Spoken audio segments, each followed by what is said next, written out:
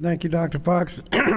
And thanks to the leadership of President Biden and Congressional Democrats, our economy is thriving.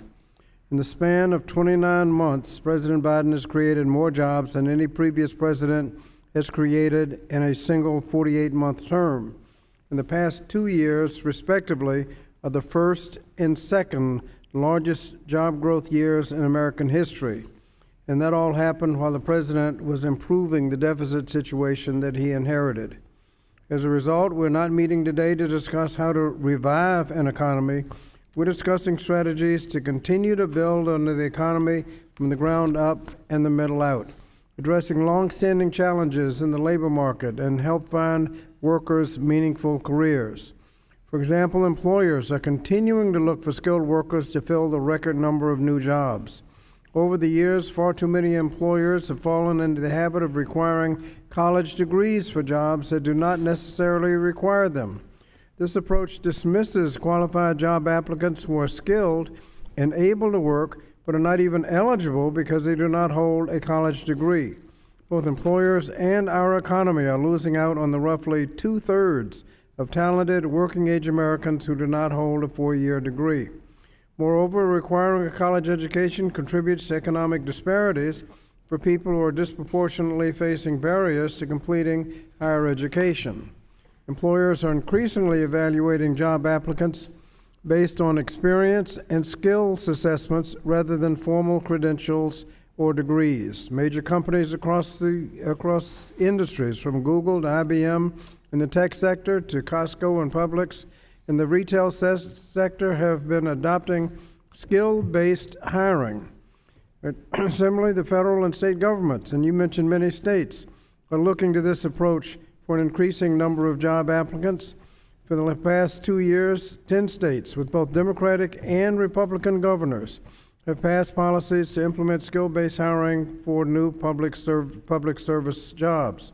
Notably, the previous administration also issued an executive order that instructed the federal government to implement skills-based hiring, and the current administration released new guidelines on skill-based hiring within the federal government. These initiatives demonstrate that skill-based hiring has the potential to provide workers with another established pathway to find good-paying jobs. I'm encouraged by the bipartisan enthusiasm for skill-based hiring, and I appreciate the chairwoman's interest in exploring how programs in the Workforce Innovation and Opportunities Act, or WIOA, can do a better job of ensuring equitable employment opportunities for those with barriers to employment. When the House passed the legislation to reauthorize WIOA with bipartisan support last Congress, we included provisions that support those from historically disadvantaged backgrounds, such as an increasing use of wraparound services and codifying comprehensive services for justice-involved individuals. I'm also hopeful that this committee can discuss how the government can facilitate skill-based hiring practices without driving a wedge between the value of a college degree and skills and experience. A college degree remains the surest pathway to economic mobility. This does not mean that everyone should be forced to go to college, nor does it mean that everyone should be restricted to receiving skills training. Both higher education and skills training should be accessible to every American. In other words, Democrats agree that skill-based hiring has the potential to make our economy more efficient, more equitable, and more productive. But we must do more, but we must do our due diligence to ensure that new hiring practices close income gaps and expand pathways to employment. And to do that, we need a robust body of evidence that considers the employment outcomes of these individuals. Simply put, we must ensure that skill-based hiring is not just equitable in concept, but equitable in practice.